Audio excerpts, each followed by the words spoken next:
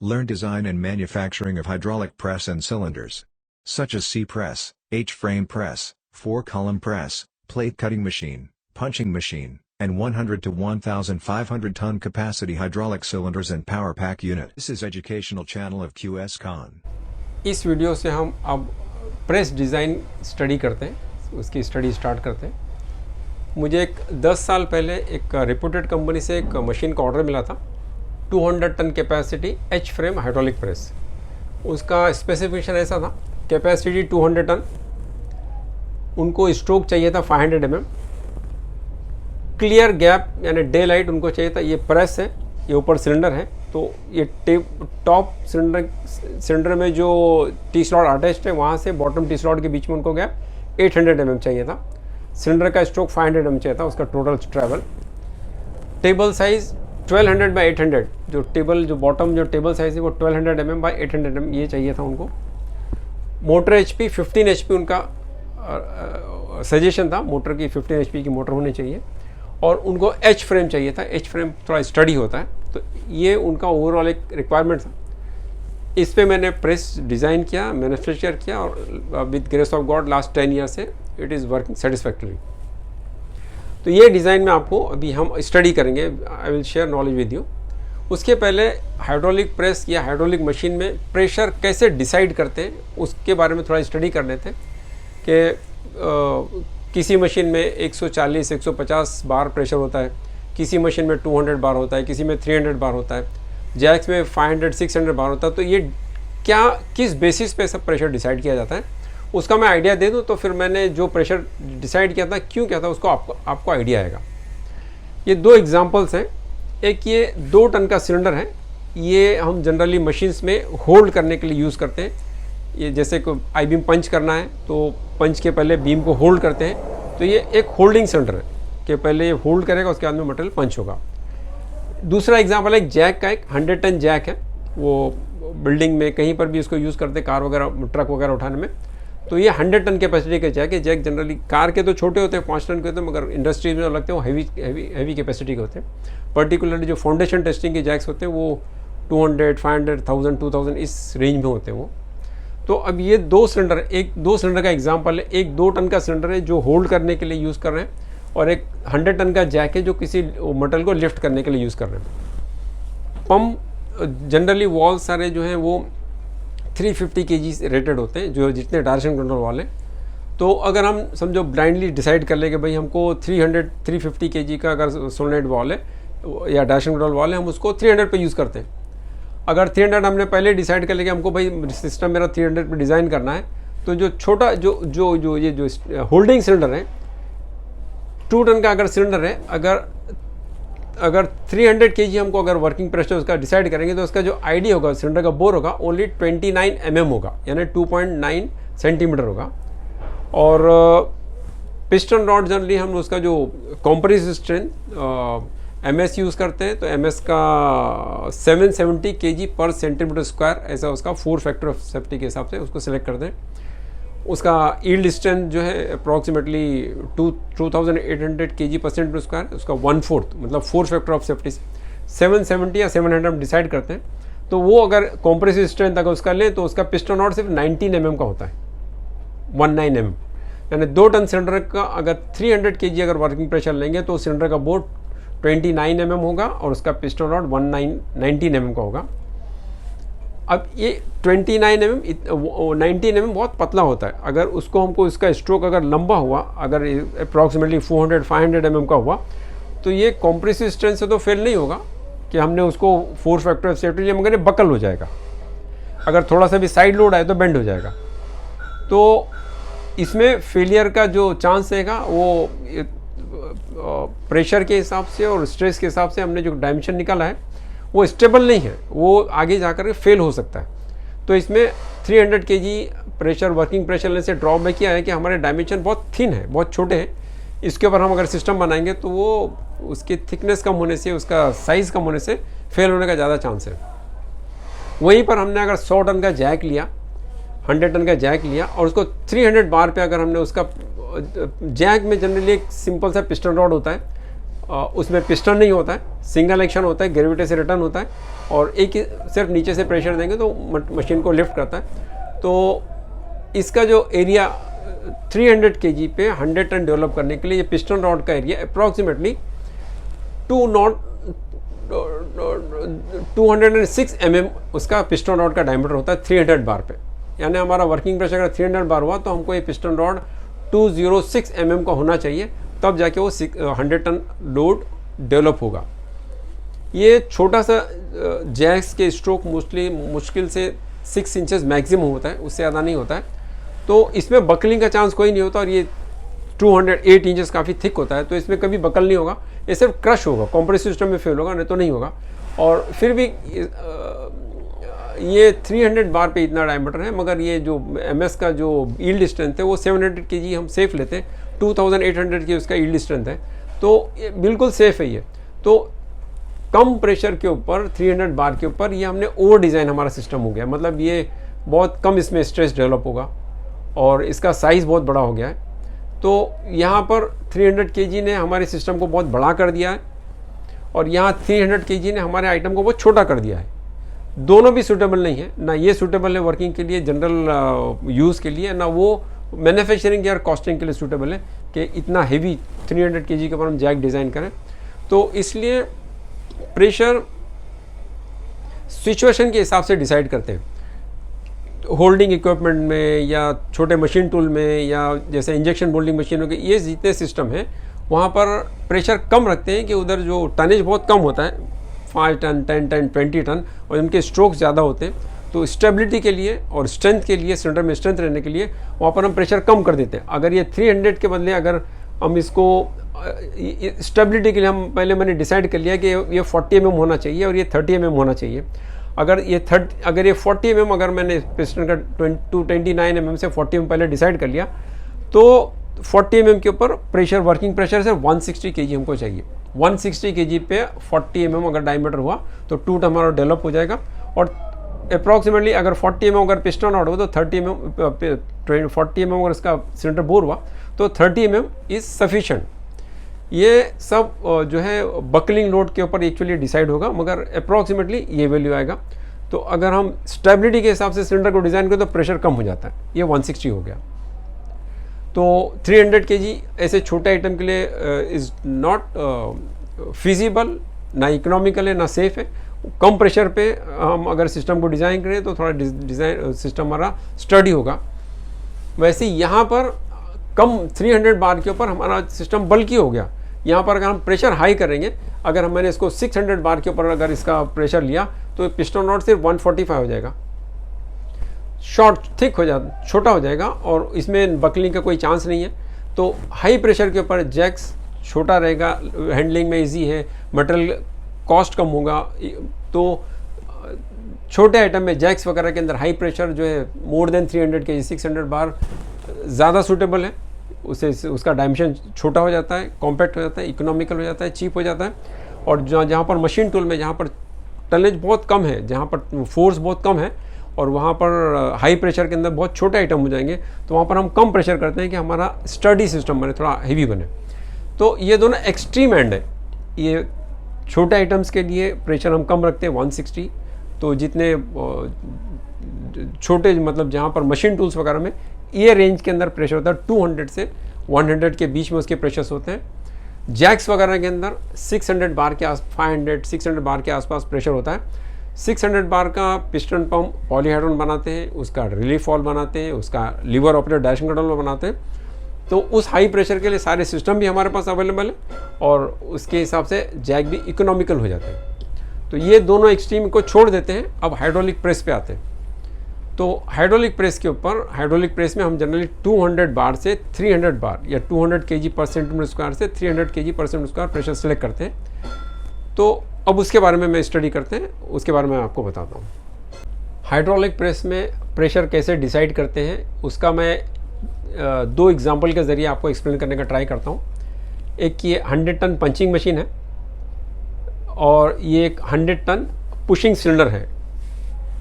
ये pushing cylinder का stroke 1000 mm है और इसे 100 टन वेट का रॉ मटेरियल फर्नेस में पुश करना है। अप्रॉक्सीमेटली 1 मीटर का स्ट्रोक है और 160 सेकंड के अंदर उसको वो पूरा मेटल पुश करना होता है।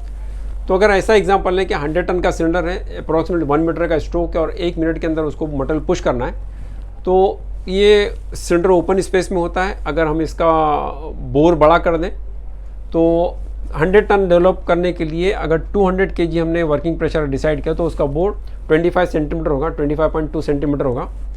100 टन लोड डेवलप करने के लिए अगर हमने 300 kg पर सेंट उसका अगर प्रेशर लिया तो उसका बोर 20 सेंटीमीटर होगा। तो 200 kg जो है ये गियर पंप से और वेन पंप से डेवलप हो जाता है और 300 kg के लिए हमें पिस्टन पंप यूज़ करना होता है। तो आज दिस ईयर 2023 में एक 50 LPM का अगर पिस्टन पंप अगर हम लें तो 1.3 लाख उसका कॉस्ट है। 100 टन का LPM का अगर पिस्टन पंप लें तो उसका 2 लाख रुपीज़ कॉस्ट है रिप्यूटेड कंपनी का, और 150 LPM का पिस्टन पंप लें तो 2.5 लाख रुपीज़ है।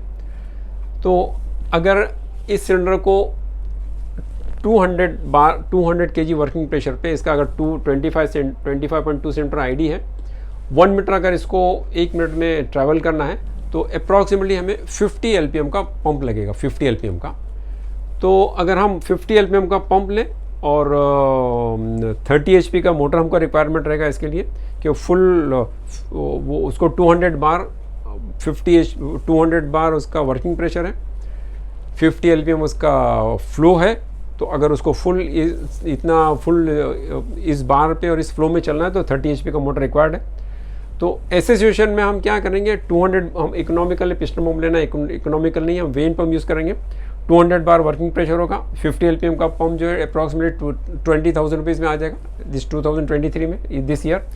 30 HP का मोटर होगा, वो ये काम 60 सेकंड में हो जाएगा। तो हमारा जो रिक्वायरमेंट है वो इकोनॉमिकल पंप से, वेन पंप से थोड़ा सा प्रेशर 200 kg सिलेक्ट करने से हमारा काम हो जाता है। 1.25 लाख 1.3 लाख के बदले 20,000 है ना, ऑलमोस्ट 1 टन में हमारा काम हो जाता है। तो ऐसे सिचुएशन में जहाँ पर स्पेस से कोई लिमिटेशन नहीं है, कोई अगर बड़ा अगर सिस्टम हो जाए तो कोई फ़र्क नहीं पड़ता है। हाइड्रोलिक सिस्टम भी एकदम सिंपल होता है, एक मोटर है, पंप पे एक डैशिंग कंट्रोल, रिलीफ वॉल है, फॉरवर्ड जाना है, रिवर्स आना है। तो ऐसे सिचुएशन में हम प्रेशर कम करके ट्राई करते हैं कि प्रेशर कम 200 kg रखते हैं और ट्राई करते हैं कि वेन पंप या गियर पंप से अपना काम हो जाए। तो इकोनॉमिकल सिस्टम होता है, प्रेशर कम होता है तो लीकेज का प्रॉब्लम कम हो जाता है और जो हमारा पर्पज़ है सॉल्व हो जाता है।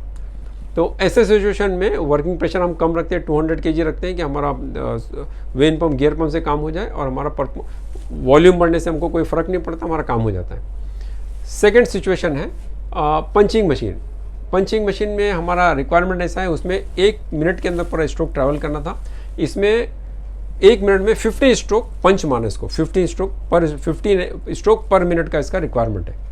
तो ये इस सिचुएशन में ये आइडल ट्रैवल करेगा। पंच समझो 10 mm के अंदर 10 mm की प्लेट है, वहाँ पर पंच मारना है। तो और इसका गैप बहुत कम होता है, अप्रॉक्सीमेटली 1 इंच गैप होता है और बीच में फिर प्लेट 10 mm की 35 स्ट्रोक होता है इसका। और इसमें अगर हम 200 kg यूज़ करें तो सिलेंडर बहुत बल्कि हो जाएगा।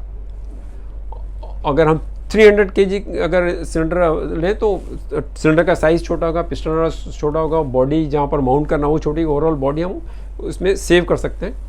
तो ऐसे सिचुएशन के अंदर हाई प्रेशर लेना ज़्यादा इकोनॉमिकल होता है। 300 बार जो हमने समझो इसका वर्किंग प्रेशर लिया, इसका बोर सिर्फ 200 mm होगा। 15 स्ट्रोक के लिए 15 HP की मोटर हमें लगेगी, 50 LPM का सेम वेन पंप लगेगा जो 50 बार के ऊपर आइडल फास्ट एंड रिटर्न के लिए यूज़ होगा, और 17 लीटर का एक पिस्टन पंप यूज़ करेंगे 300 बार के लिए। जो 17 लीटर का पिस्टन पंप भी पॉलीहाइड्रोन के पिस्टन अप्रॉक्सीमेट 20,000 के होते हैं। तो 20,000 का पिस्टन पंप, 20,000 का वेन पंप, 40,000 हो गया। और जो हमें जो 15 स्ट्रोक पर मिनट जो चाहिए वो हमारा पर्पज़ भी सॉल्व होता है। अगर इसको आप ये बोर पे ये सब HP, ये 50 LPM और 17 LPM से अगर कैलकुलेट करेंगे तो आपको मिलेगा कि इसका ट्रैवलिंग आइडल ट्रैवल 25 mm के अप्रॉक्सीमेटली आसपास है, 26 mm है। इसका पंचिंग स्पीड 9 mm है। तो 1 second travelling, 1 second punching, 2 second return, 4 second के अंदर काम हो जाता है। मतलब हमें 15 जो स्ट्रोक पर मिनट मिल जाएगा। तो सिचुएशन बदल गई तो उस हिसाब से अगर हम प्रेशर लें तो हमारा मशीन का कॉस्ट इकोनॉमिकल हो जाता है और कॉस्ट कम हो जाता है और हमें प्रोडक्शन भी फास्ट मिलता है। हाई प्रेशर के ऊपर वॉल डिज़ाइन होते हैं 350 kg के लिए, तो 300 kg लेने में कोई प्रॉब्लम नहीं है।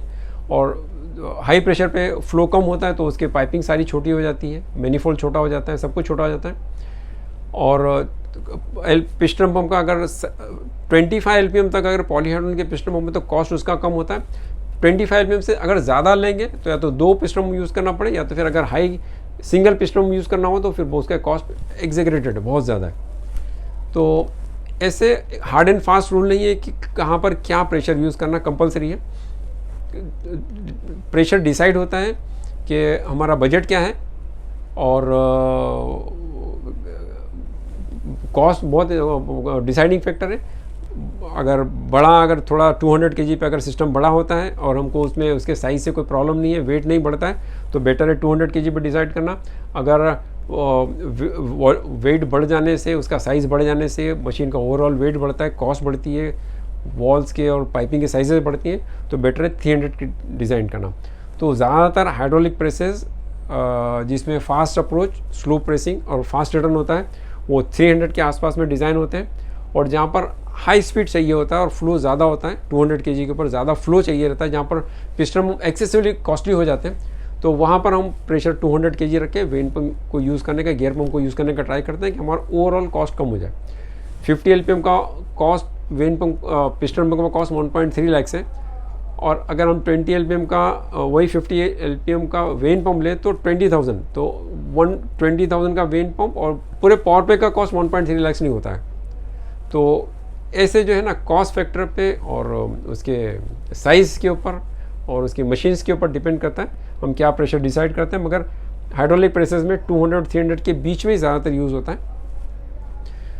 एक्सपीरियंस के हिसाब से अगर मैं बताऊं तो हम उसका डिज़ाइन करते हैं 315 बार पर मैक्सिमम, जो उसका जो रिलीफ फॉल आता है पॉलीहाइड्रोजन का 315 बार का आता है। तो हमारा मैक्सिमम अगर ये एक पंच करने के लिए अगर हमको 70 टन का अगर हमको मशीन चाहिए, कोई शीट मेटल है जिसको पंच करने का हम 70 चाहिए, तो हम उसका डिसाइड करते हैं 100 टन डिसाइड करते हैं। 25 से 30% उसका पहले से ना साइज़ बढ़ा देते हैं कि मशीन बनाने के टाइम में हम उसको 100%, 30%, 25% एक्स्ट्रा लेते हैं कि जब हम उसको एक्चुअल वर्किंग के अंदर फिर वो 70 टन पे जब काम करेगा, तो अगर हमारा 315 उसका डिज़ाइन होगा तो अप्रॉक्सीमेट 250 के ऊपर उसका डेली वर्किंग होगा। तो 250 जो केजी है उसके ऊपर लीकेज कम होते हैं और हाई एक्सेसिव प्रेशर नहीं है, वॉल सब अच्छे से काम करते हैं। और वक्त के साथ में पंप का डेवलपिंग प्रेशर कैपेसिटी कम हो जाती है, कैपेबिलिटी कम हो जाती है। जो आज 315 बार जो पंप डेवलप कर रहा है, एक 5 साल के बाद में, 7 साल के बाद में उसका 300 में 290 या 280 या 270 डेवलप करेगा इंटरनल लीकेज की वजह से। तो 5 या 10 साल के बाद में भी अगर हमने ऐसा मशीन में 30% एक्स्ट्रा डिज़ाइन किया रहेगा, तो 10 साल के बाद में मशीन जितना जिस काम के लिए परचेज़ किया गया था उस पर करते रहती है। तो जनरली डिज़ाइन करना चाहिए 315 पे, और मशीन में पहले से 25% उसके रिक्वायर्ड कैपेसिटी ज़्यादा रख कर मशीन डिज़ाइन करना चाहिए, 25-30। तो हमारा वर्किंग जनरली 250 के आसपास में होता है, 230 के आसपास में होता है, या 300 पे कंटिन्यूसली भी वर्किंग करें तो ज़्यादा फ़र्क नहीं पड़ता है। तो ऐसे डिसाइड करते हैं हम आगे जो मशीन डिज़ाइन करेंगे उसके अंदर यही क्राइटेरिया हमारा होगा। ज़्यादातर हमारा डिज़ाइन 300 पे होगा। मशीन ओवर डिज़ाइन होगी तो इसलिए वर्किंग ज़्यादातर उसका 250 के ऊपर होगा। हाइड्रोलिक प्रेस बनाते टाइम जो हम सिलेंडर बनाते हैं, सिलेंडर बनाने के 2 रास्ते हैं। एक तो हम सॉलिड ब्लॉक ले लें, सॉलिड राउंड ले लें और उसको बोरिंग करें, और दूसरा ऑप्शन ऐसा है कि हम जो स्टैंडर्ड पाइप मार्केट में मिलते हैं उसको यूज़ करें। तो सॉलिड से बोर करना बड़े साइज़ के सिलेंडर में इकोनॉमिकल होता है क्योंकि वो उस साइज़ के पाइप नहीं मिलते, मगर जो अप टू 20 इंचेस या 24 इंचेस ये इस साइज़ के पाइप अवेलेबल हैं मार्केट में। इसके लिए अगर इस रेंज के अंदर अगर सिलेंडर बनाना हो तो ज़्यादातर पाइप परचेज़ करना इजी होता है। इंडिया में ज़्यादातर अभी हमारी स्टडी तो MK सिस्टम हुई थी, और मगर जितनी भी जो पाइप बनाने की कंपनियां इंडिया में बहुत पुरानी है, ब्रिटिश के टाइम की कंपनियां हैं। तो उस टाइम पे FPS सिस्टम चलता था, फुट, पाउंड और इंचेस में, और आज भी इंग्लैंड में और अमेरिका के अंदर फुट, पाउंड, इंचेस का इसे FPS सिस्टम ही है। तो वहाँ से जो पाइप इंपोर्ट होते हैं वो भी इंचेस में होते हैं। तो इंडिया में पहले भी इंचेस में जो पाइप बनते थे वो अभी भी कंटिन्यू उन्होंने किया हुआ है। मार्केट में इंचेस के पाइप ज़्यादा अवेलेबल है, और बाहर से भी जो इंपोर्ट होते हैं वो भी इंचेस में होते हैं। तो ज़्यादातर हमें इंचेस के पाइप ही मार्केट में अवेलेबल मिलते हैं। तो पाइप के बारे में मैं आपको एक थोड़ा सा आइडिया दे दूँ कि पाइप कैसे अवेलेबल, क्या साइज़ में है। तो मेरी जो बुक है 7th वॉल्यूम है, वो आप उसको अगर नेट से डाउनलोड करते हैं, 6th वॉल्यूम है study of hydraulic seals, fluid conductor and hydraulic oil. इसके अंदर जो मार्केट में जो अवेलेबल पाइप्स है उसका मैंने पूरा डिटेल दिया हुआ है, MK सिस्टम में भी, मैट्रिक सिस्टम से भी और FPS सिस्टम से भी, फुट पाउंड इंच के सिस्टम से भी दिया हुआ है। तो इस सिस्टम से एक्चुअली ASTM जो अमेरिका का एक स्टैंडर्ड है, उसने इसका सब डायमेंशन सेट किए हुए हैं। तो उसमें पाइप नॉमिनल साइज़ का अगर पाइप है तो उसका OD अगर 40 इंचेस है तो उसका OD हमेशा फिक्स रहेगा, 40 इंचेस रहेगा। अगर नॉमिनल साइज़ 2 इंच है तो OD 2 इंच होगा, 14 है तो 14 होगा, 16, मतलब OD फिक्स हो जाता है। नॉमिनल साइज़ का जो साइज पाइप है उसका OD फिक्स हो जाता है। उसका डायमीटर अगर हम mm में कैलकुलेट करें तो 14 इंच का जो पाइप है उसका 358.6 mm उसका डायमीटर होगा। फिर एक नॉमिनल साइज़ में उन्होंने अप्रॉक्सीमेटली 12 ग्रेड्स बनाए हैं अलग अलग थिकनेस के लिए। तो OD सेम रखते हैं वो, और सबसे जो कम थिकनेस होता है उसको उन्होंने 10 शेड्यूल दिया हुआ है। जो थिकनेस के हिसाब से उन्होंने शेड्यूल बनाए हैं। अगर 10 शेड्यूल का है यानी सबसे थिन पाइप है वो, और 160 शेड्यूल है वो सबसे थिक पाइप है। तो थिन पाइप जो होते हैं वो 12 शेड्यूल से 10, 20, 40, 30, 40, 40 ऐसा 160 तक 12 शेड्यूल्स है। तो हमें हैवी थिकेस्ट पाइप हमको लगता है जो हाइड्रोलिक में थिकेस्ट पाइप। तो उसमें 14 इंच का अगर पाइप हुआ तो उसका OD 355.6 होगा, उसका वॉल थिकनेस 35.7 होगा। ये 160 शेड्यूल का पाइप है। तो इस पाइप का ID जो रॉ मटेरियल के कंडीशन में 284 होता है, 0.2 होता है रॉ मटेरियल कंडीशन में। हम उसको बोरिंग करें तो 290 हम उसका सिलेंडर बना सकते हैं, 290 ID का सिलेंडर बना सकते हैं। 200 टन लोड डेवलप करने के लिए हमें 302.9 बार इतना डेवलप करना पड़ता। मतलब इतने प्रेशर पे हम अगर ये 14 नॉमिनल साइज़ 14 इंच का अगर मैं पाइप यूज़ करूँ तो 302 अगर प्रेशर लूँ तो मुझे 200 टन मिल जाएगा। मगर क्या होगा कि 200 टन 302 बार पे अगर आज डेवलप हो रहा है, मगर 10 साल के बाद में पंप जो है ना 303 बार डेवलप नहीं करेगा। उसका इंटरनल लीकेज से आस्ते आस्ते वो 260 या 270 तक आके कम हो जाएगा। तो एक 10 साल के बाद में जो आज जो 200 टन का प्रेस है वो 1 से 160 170 से ज़्यादा उसका टनेज नहीं आएगा, तो कस्टमर का काम नहीं हो पाता है। तो मुझे लोग अगर पहले प्रेस का साइज़ पूछते हैं तो मैं 10 से 20% पहले बढ़ा के बोलता हूँ कि हायर साइज़ का प्रेस लेते हैं तो 10-12 साल में उनके जो रिक्वायर्ड लेवल पे उसका प्रेशर आ जाता है, उनका फंक्शन होते रहता है। मगर अभी उन्होंने टनेज डिसाइड कर लिया था, और अगर मैं 14 इंच का पाइप यूज़ करता तो फुल 303 उनका प्रोडक्शन निकालने के इतना प्रेशर लेना पड़ता। तो मैं चाहता था 270 के आसपास में मुझे कोई पाइप मिल जाए जिससे मैं सिलेंडर बनाऊं, मगर 270 के लिए कोई पाइप अवेलेबल नहीं था। अगला पाइप जो है वो 16 है, 15 इंच की नॉमिनल बोर का नहीं आता है, 14 के बाद 16 है। तो 16 का OD 406 है, 406.2 है। उसका वॉल थिकनेस शेड्यूल 160 में 40.5 आता है। रॉ मटेरियल कंडीशन में इसका ID मिलेगा 325.4। हम उसको बोरिंग करें तो 330 हमको हॉर्निंग और बोरिंग करके साइज़ मिल सकता है। तो अगर मैं फिनिश साइज़ मेरा 330 बनाऊँ तो मुझे उसमें 233 या 234 बार अगर पंप सिस्टम प्रेशर डेवलप करता है तो 200 टन मिल जाएगा। तो 240 बार वो अभी नया प्रेस के अंदर 240 बार पे अगर उनको फुल 200 टन मिल रहा है तो पंप की कैपेसिटी जो होती है वो वॉल्स की होती है 350 होती है, और पंप की रेटेड कैपेसिटी 300 के आसपास में होती है। तो एक 10 ईयर्स के स्पैन में भी कितना भी अगर सिस्टम वियर आउट हो तभी भी उसको फुल उसका जो 200 टन जो कैपेसिटी का जो सिस्टम है वो उसको 240 बार मिलता रहेगा, और उसका प्रेस सेटिस्फैक्टली काम करता रहेगा। तो हमारी डिज़ाइन में जो फर्स्ट स्टेप है ID of the cylinder decide करना था कि उसके बाद में फिर पिस्टन, रैम और उसकी सारी जो उसके माउंटिंग अरेंजमेंट स्टार्ट होता है।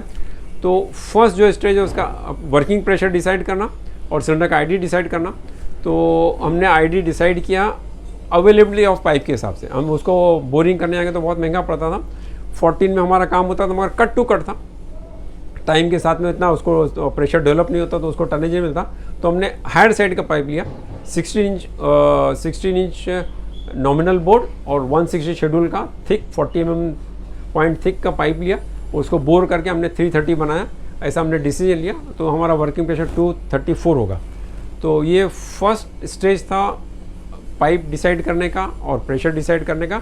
तो हमारा जो क्राइटेरिया था डिसाइड करने का वो ये था कि मार्केट में जो अवेलेबल पाइप है उसके हिसाब से हमने पाइप परचेज़ किया और कट टू कट प्रेशर के बदले हमने थोड़ा लो साइड में प्रेशर डिसाइड किया कि टाइम के साथ में अगर वो सिस्टम कितना भी वियर हो तो उसको आज जो प्रेशर मिलता है वो हमेशा 10-15 ईयर तक मिलता रहे। 200 टन सिलेंडर के लिए 200 टन के प्रेस के लिए हमने जो सिलेंडर डिसाइड किया था वो 16 नॉमिनल बोर का था। उसका ओडी था 406.4 mm। आईडी हमने उसका बोरिंग और होने के बाद में हमें 330 mm मिलता था और उसका थिकनेस जो है ये ओडी है और ये आईडी है तो उसका थिकनेस दोनों के हिसाब से 38.2 mm है। तो ये हमारा सिलेंडर का डायमेंशंस है, ओडी, आईडी और थिकनेस। अभी जो दो टाइप के सिलेंडर्स होते हैं, thin cylinder, thick cylinder. Thin cylinder में बोर और थिकनेस का रेशियो 10 या 10 से ज़्यादा होना चाहिए। थिक सिलेंडर में उसका रेशियो 10 से कम होता है। तो हमारा जो रेशियो है अप्रॉक्सीमेटली 8 है। फिर भी हम जो थिन सिलेंडर के फॉर्मूले से हम एक क्रॉस चेक करते हैं कि हम क्या स्ट्रेस आएगा हमारे सिलेंडर के बॉडी में, सिलेंडर के अंदर टेंसाइल स्ट्रेंथ क्या होगा। तो हुप स्ट्रेस का फॉर्मूला ऐसा है, tensile strength is equal to pressure into inside bore of the cylinder divide by 2 into thickness. तो इस फॉर्मूले में हमारा अगर हम अपने वैल्यू सब्स्टिट्यूट करें तो हमारा वर्किंग प्रेशर है 234 kg पर सेंटीमीटर स्क्वायर, इनसाइड डायमीटर हमारा 33 सेंटीमीटर है, divide by 2 into divide by thickness 3.82। इसको हम सॉल्व करेंगे तो 1010.7 kg पर सेंटीमीटर स्क्वायर हमारा स्ट्रेस आ रहा है। एमएस के पाइप का जो यील्ड स्ट्रेंथ है 2800 kg पर सेंटीमीटर स्क्वायर है और हमें हुप स्ट्रेस इस फॉर्मूले से 1010 मिल रहा है, मतलब सेफ सिलेंडर है हमारा, ऑलमोस्ट 2.8 उसका फैक्टर ऑफ सेफ्टी है। हमारा सिलेंडर एक्चुअली थिक है तो थिक सिलेंडर के लिए जो ये टेंसाइल स्ट्रेंथ कैलकुलेटर का फॉर्मूला है, लैम्स इक्वेशन ऐसा है, उसका इक्वेशन ये है। इस इक्वेशन में जो फिगर्स है उसके मीनिंग ये है, डी जो इक्वेशन में उसका मीनिंग है inside diameter of the cylinder, inside diameter of cylinder in centimetre, pressure P is working pressure in kg पर centimetre square, T is thickness of the pipe, centimetre में उसका value है, और FT is tensile strength जो हमें calculate करना है कि सेफ है नहीं है, एक kg पर सेंटीमीटर स्क्वायर में होगा। मैंने स्टडी MKS सिस्टम में किया तो इसलिए मुझे कन्वीनियंट MKS सिस्टम में ही है, मैं उसी को फॉलो करता हूँ। तो अगर ये सारी चीज़ें, ये सारे वैल्यू इसमें अगर इस इक्वेशन में सब्स्टिट्यूट करें तो FT जो एक ही जो इसमें एक फैक्टर अननोन है वो FT है, टेंसाइल स्ट्रेंथ है, तो बाकी सारे नोन है। तो इसको अगर हम सॉल्व करेंगे तो टेंसाइल स्ट्रेंथ हमें 1139.9 इतना kg पर सेंटीमीटर स्क्वायर उसका स्ट्रेस मिलेगा। तो पाइप का यील्ड स्ट्रेंथ अप्रॉक्सीमेट 2800 kg पर सेंटीमीटर स्क्वायर है और हमारा जो स्ट्रेस डेवलप होगा हमारे सिलेंडर में 200 टन के ऊपर 234 kg लेने पर जो स्ट्रेस डेवलप होगा वो 1139.9 है। ये ऑलमोस्ट 50% है स्ट्रेस का, यानी हमारा सिलेंडर 100% सेफ है, factor of safety more than 100% है। तो हमारा डिज़ाइन परफेक्ट है, इस डिज़ाइन को हम स्टिक करेंगे और इसके बाद में आगे बढ़ेंगे। अगर ये स्ट्रेस ज़्यादा होता तो फिर हम ये पाइप नहीं लेते थे, उसके बदले दोनों हम पाइप से सॉलिड लेके पाइप को बोर करके फिर सिलेंडर बनाते थे कि हमें जो डिज़ायर्ड जो वैल्यू है 100% फैक्टर ऑफ सेफ्टी के साथ में मिल जाए। मगर इस रेडीमेड पाइप से भी हमारा अगर काम हो रहा है तो हम इस पाइप से ही काम आगे चलाएंगे और यहाँ तक कि हमारा पाइप सेफ़ है।